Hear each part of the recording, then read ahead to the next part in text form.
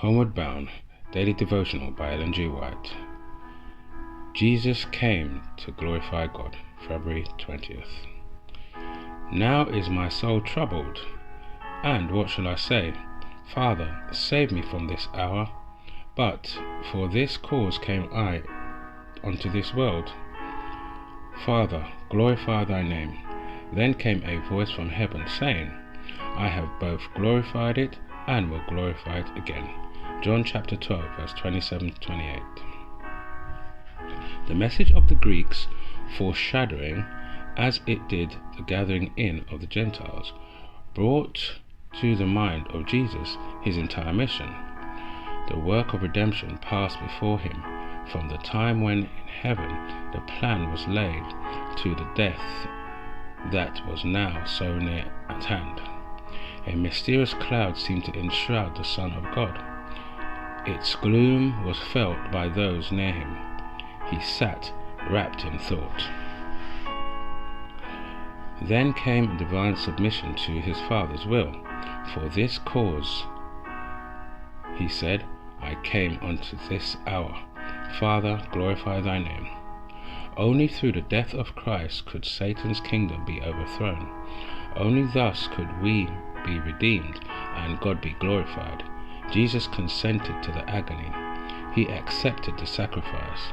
The Majesty of heaven consented to suffer as the sin bearer. Father, glorify thy name, he said. As Christ spoke these words, a response came from the clouds which hovered above his head. I will both glorify it and will glorify it again. Christ's whole life, from the manger to the time when these words were spoken, had glorified God, and in the coming trial, his divine human suffering would indeed glorify his Father's name.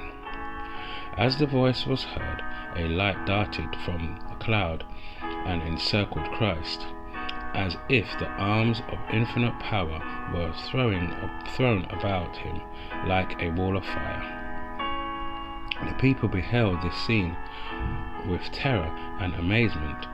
No one dared to speak. With silent lips and bated breath, all stood with eyes fixed upon Jesus. The testimony of the Father having been given, the cloud lifted and scattered in the heavens. For the time, the visible communion between the Father and the Son was ended. The people therefore that stood by and heard it said it was like thunder. Others said, angels spake to him. But the inquiring Greeks saw the cloud, heard the voice, comprehended its meaning, and discerned Christ indeed.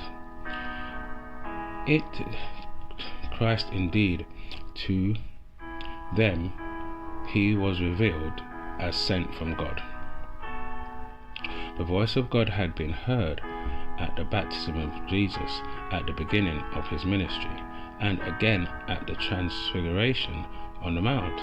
Now at the close of his ministry, it was heard for the third time by the large number of people and under peculiar circumstances.